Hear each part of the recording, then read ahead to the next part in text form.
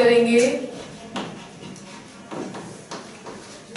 Unit 12 organic chemistry, और जो बाकी के हमारे चैप्टर्स हैं, जैसे हमने अभी खत्म किया है 4th चैप्टर तक, केमिकल बॉन्डिंग तक, तो उसके बीच के जो चैप्टर्स हमारे रह गए, हम पहले ऑर्गेनिक केमिस्ट्री खत्म करते हैं, फिर उसके बाद हम वापस आएंगे स्टेट्स ऑफ मैटर पे, ठीक है। नाउ ऑर्गेनिक केमिस्ट्री में हम एक थोड़ा सा पहले इंट्रोडक्शन इसका करते हैं कि जब हम लोग कंपाउंड्स को क्लासिफाई करते हैं तो compounds they are classified into two, right. One is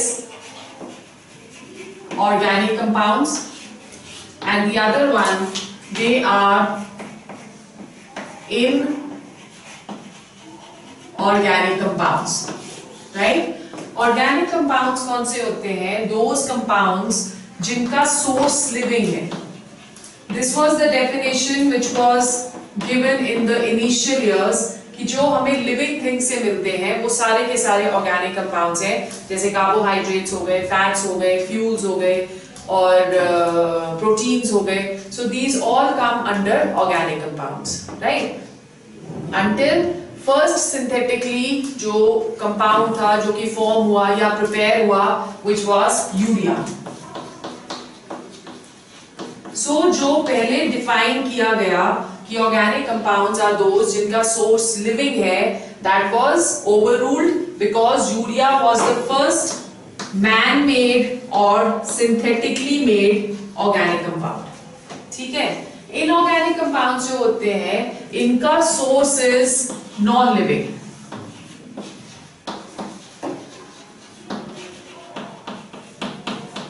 they are generally got from under the earth's crust। हमने फर्स्ट चैप्टर में इंट्रोडक्शन में किया हुआ है। तो जितने भी सॉल्ट्स हुए, जैसे NaCl हो गया, कॉपर सल्फेट हो गया या मैग्नीशियम क्लोराइड हो गया, ये सारे के सारे जितने भी सॉल्ट्स हैं ये सब इनऑर्गेनिक कंपाउंड्स के अंडर आते हैं, right. Now once the concept जो कि चेंज हुआ कि organic compounds they can be man made also, तो एक नई डेफिनेशन दे दी गई ऑर्गेनिक कंपाउंड्स के लिए।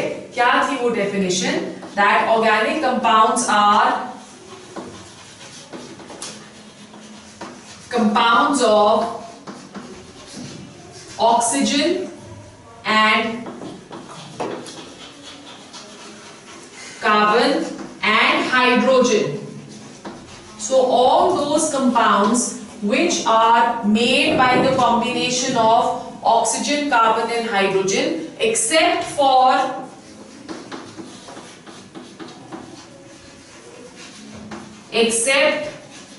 कार्बोनेट्स जो कि ऑर्गेनिक कंपाउंड्स के अंदर नहीं आते, ऑल्दो वो भी कार्बन और ऑक्सीजन के कंपाउंड्स हैं, ठीक है। बाइकार्बोनेट्स, साइनाइड्स एंड आइसोसाइनाइड्स, ठीक है। सो ऑर्गेनिक कंपाउंड्स क्या हुए? They are compounds of oxygen, carbon and hydrogen except for carbonates which do not come under organic compounds, bicarbonates, cyanides and isocyanide। बाकी जितने भी compounds हैं जिसमें कार्बन और हाइड्रोजन प्रेजेंट है और ऑक्सीजन प्रेजेंट है, they come under carbonates, under organic compounds, ठीक है। जैसे फॉर एग्जांपल हमारे पास कार्बोहाइड्रेट्स आ गए, तो कार्बोहाइड्रेट्स में we have C12H22O11, ठीक है, which is what? Which is sucrose, it is the table sugar which we eat, ठीक है। फिर उसके बाद C6H12O6 which is glucose। glucose जो है that is the simplest kind of carbohydrate which is present, ठीक है। ये दोनों कार्बोहाइड्रेट्स के अंदर आते हैं। फिर उसके बाद हमारे पास फ्यूल्स हो गए, जैसे for example we have methane which is also known as biogas, right? We have petrol, we have kerosene, we have LPG, so all these they are going to come under this। अब बहुत ही high molecular masses वाले जो organic compounds होते हैं उनको हम बुलाते हैं प्रोटीन्स। प्रोटीन्स जो है they are complex organic compounds जिनका मॉलिक्यूलर मास बहुत ही ज्यादा होता है, राइट? सो प्रोटीन्स जो है they you know that they are, आपने साइंस में पढ़ा है, बायो में पढ़ा है जूनियर क्लासेस में कि ये हमारी बॉडी के बिल्डिंग मटेरियल्स हैं, बिल्डिंग ब्लॉक्स हैं, ठीक है? So they are also part of organic compounds. So in this chapter we are going to discuss the history of organic compounds कि initially जब organic compounds first time discover करे गए, पता चला कि हाँ ये compounds जो है ये living things से बन रहे हैं, तो उसमें क्या forces of attraction थे और क्या चीज, why only when we are talking of, you've seen so many compounds over here, why only carbon is used in each of the organic compound, क्योंकि कोई भी organic compounds without carbon exist नहीं कर सकता, ठीक है? सो हर एक में कार्बन इज अ मस्ट. यहाँ पे देखो हमने यूरिया में भी लिया, यूरिया में भी carbon is a must. So why only carbon is taken as one of the elements जो कि ऑर्गेनिक कंपाउंड में एग्जिस्ट करता है, किसी और को क्यों नहीं लिया था, ठीक है? So we are going to discuss about this in this chapter. So let's talk of the first topic जो सबसे पहले डिस्कस की गई theory which was known as the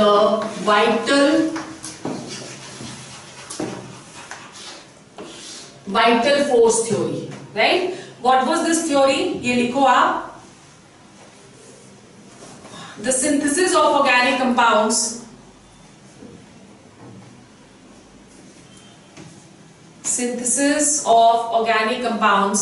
inside the plants and animals needed a mysterious force, and this force was known as vital force. Vital means important. This force that was known as the vital force, ठीक है? और जो ये theory propose की गई, that was known as what? It was known as the vital force theory. So it's basically nothing, सिर्फ ये है कि जो प्लांट्स और एनिमल्स के अंदर कार्बोहाइड्रेट्स या प्रोटीन्स या फैट्स जो सिंथेसाइज हो रहे हैं, वो सबके लिए एक फोर्स ऑफ अट्रैक्शन की जरूरत थी जिसके बारे में साइंटिस्ट को नहीं पता था. तो जिसने सबसे पहले इस मिस्टीरियस फोर्स के बारे में सजेस्ट किया, हिज नेम वाज बर्ज़िलिस, ठीक है? Berzelius was the scientist who said कि प्रोबेबली कोई एक मिस्टीरियस फोर्स है बॉडी के अंदर जो इन कंपाउंड्स को सिंथेसाइज कर रहा है, ठीक है? And that is the most important force, इसलिए उसको दे दिया नाम vital force, and the theory was known as vital force theory. Now taking this into consideration, the first compound which was synthesised in the laboratory that was urea, right? Urea जो था वो जिस scientist ने इसको prepare करा था lab के अंदर, his name was volar. Wohler was a scientist जिसने इसको, he was a German scientist जिसने इसको फर्स्ट टाइम प्रिपेयर करा. कैसे प्रिपेयर करा? इसने अमोनियम सल्फेट लिया,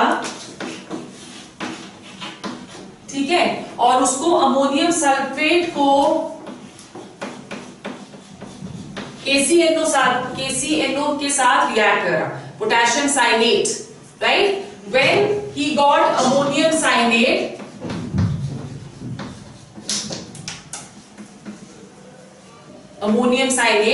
और इस अमोनियम साइनेट को, this ammonium cyanate was an inorganic compound, because हमने अभी डेफिनेशन में पढ़ा क्या कि साइनाइड्स, साइनेट्स एंड आइसोसाइनाइड्स वो ऑर्गेनिक कंपाउंड्स नहीं है, ठीक है? सो ये जो अमोनियम साइनेट प्रिपेयर किया गया, this was an inorganic compound. और उसके बाद उसने देखा कि जब उसे हीट करते हैं तो there is a rearrangement of molecules which is taking place to give us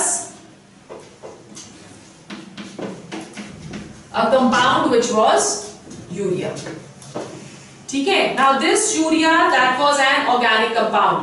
Why did he propose that it was an organic compound? Because when the structure of urea that was seen, it consisted of a C double bond O over here, ठीक है? और ये जो bond होता है C double bond O, this is organic compound, ठीक है? सो फिर उसने एक डेफिनेशन दे दी कि ऑर्गेनिक कंपाउंड्स क्या है? Organic compounds they are compounds of carbon. Right? और ऑर्गेनिक केमिस्ट्री क्या है? Organic chemistry is the branch of chemistry, branch of chemistry that studies hydrocarbons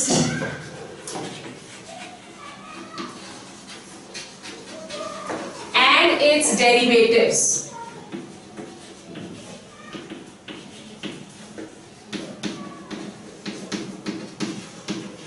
Which studies hydrocarbons and their derivatives.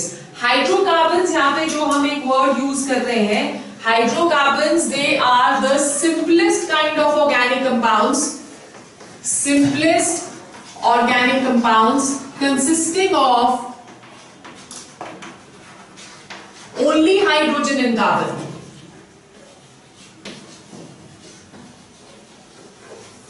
Only hydrogen and carbon. ठीक है, सबसे पहले या सबसे जो सिंपल कंपाउंड्स है ऑर्गेनिक कंपाउंड्स, उनको हम हाइड्रोकार्बन्स बुलाते हैं, which are compounds of hydrogen and carbon.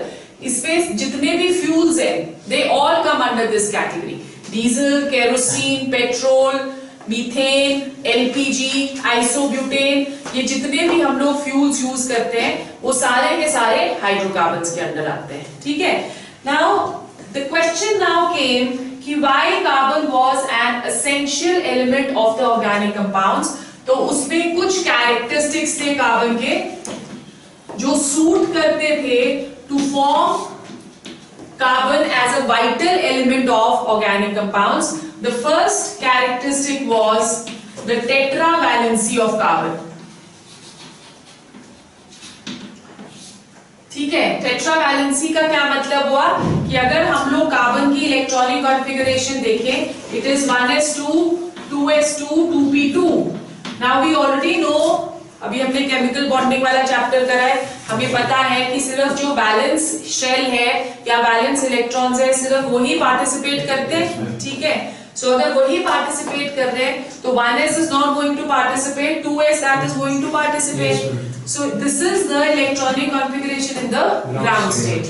Now excited state में अगर हम electronic configuration इसकी देखें तो हम बोलते हैं कि हर एक एलिमेंट को बॉन्डिंग पे जाने से पहले नंबर ऑफ अनपेयर्ड इलेक्ट्रॉन्स अपने इंक्रीज करने होते हैं.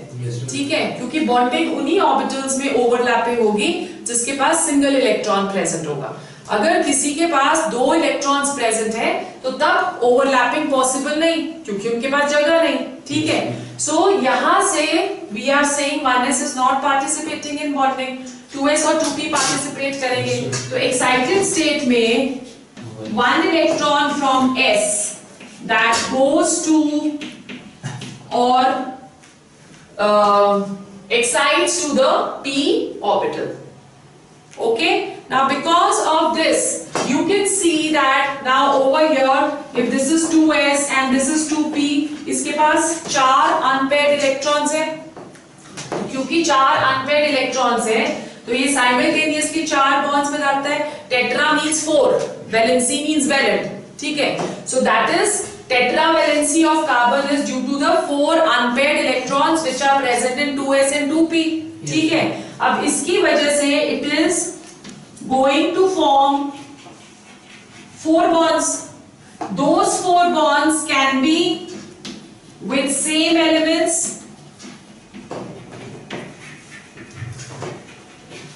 or with different elements.